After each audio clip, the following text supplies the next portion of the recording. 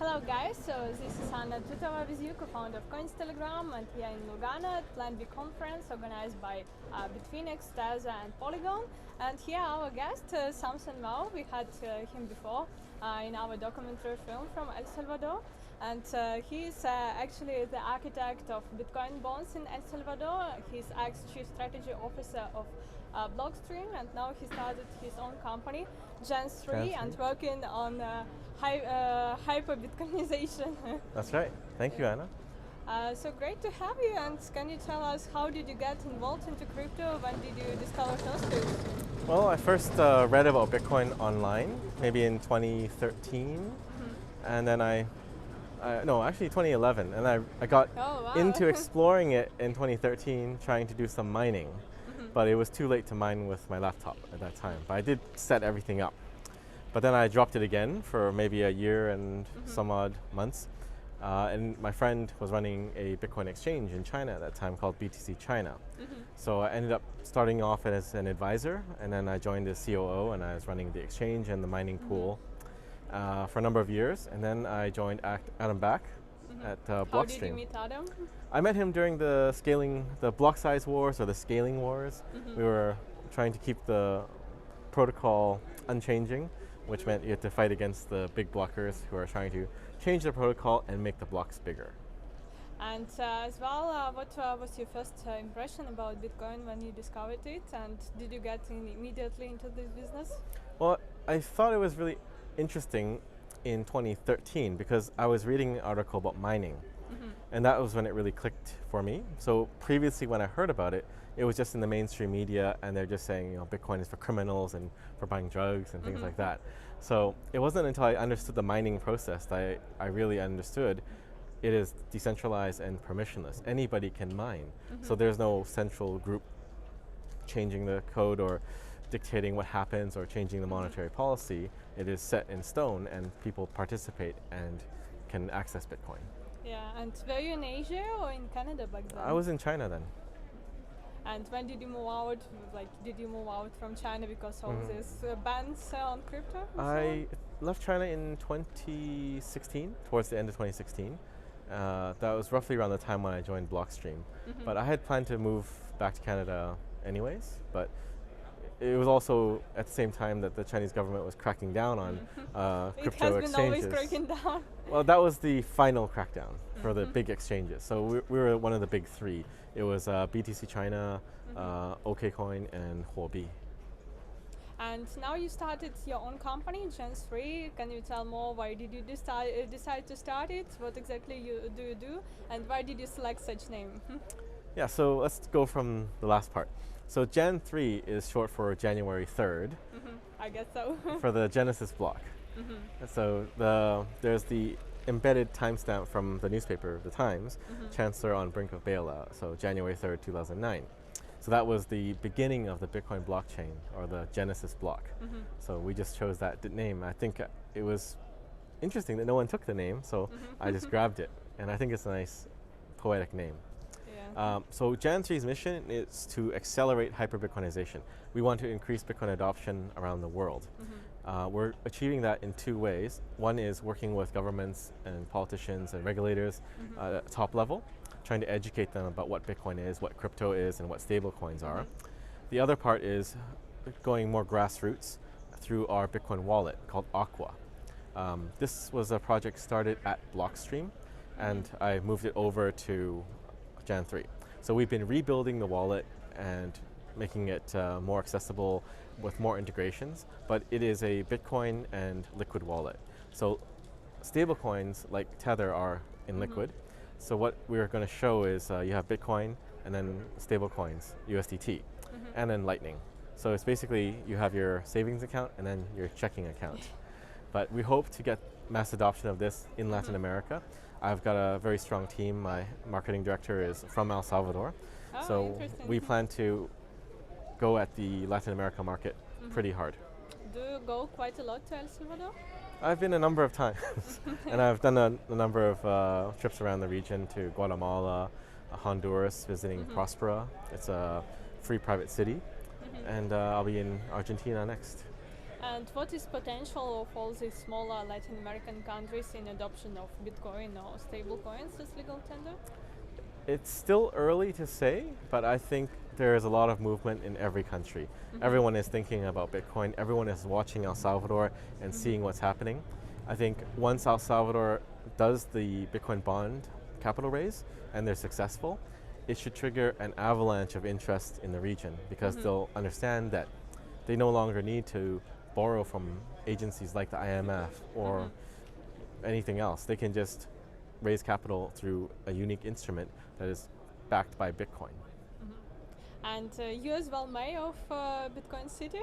That was a joke between me and the president. Okay. First, Bitcoin City must be established, and then I would need to become a citizen of El Salvador, and then I could run to be the mayor of El Salvador.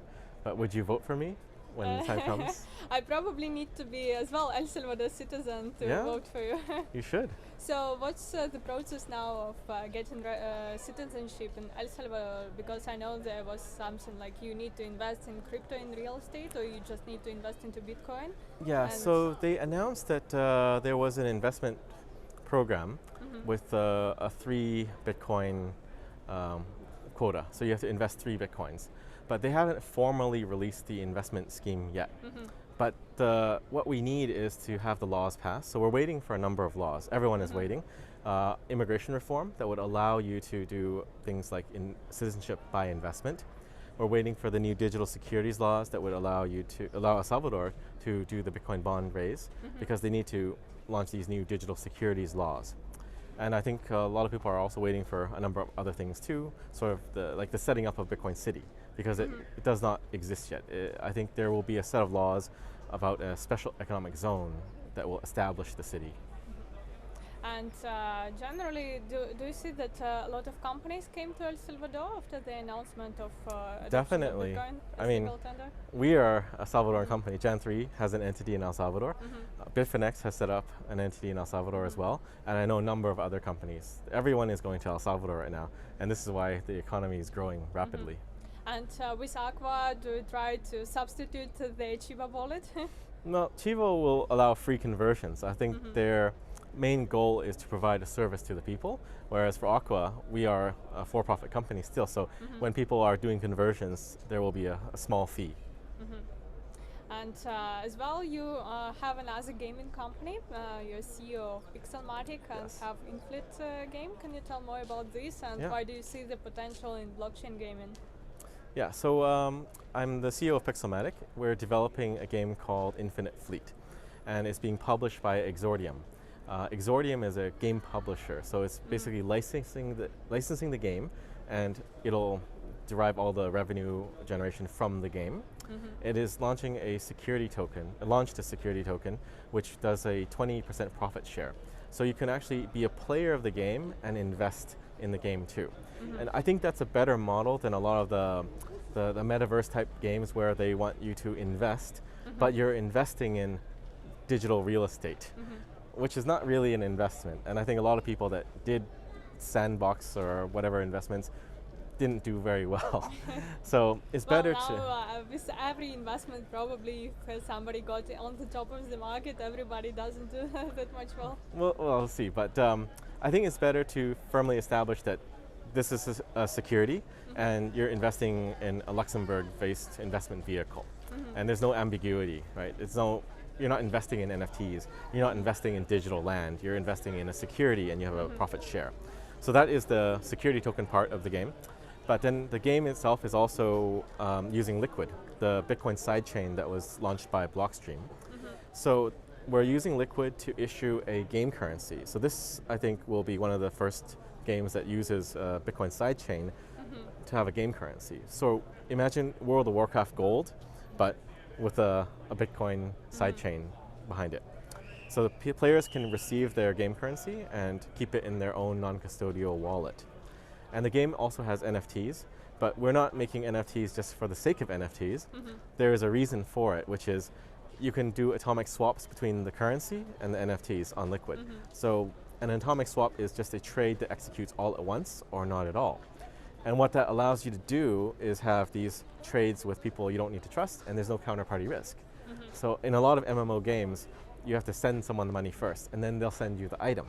You don't have to do that in Infinite Fleet. It's just risk-free, no counterparty risk. That's cool. So is this game still in development, or is it live? It is in closed beta right now. We finished our alpha, and we just launched beta a few months ago, and we'll probably stay in closed beta for maybe 6 months to a year, depending on how things go. And then we'll open it up to the general public in open beta, which means anybody can just come in and play. Oh, and as well, you mentioned NFTs. What's your opinion about NFTs? Do you hold any ones?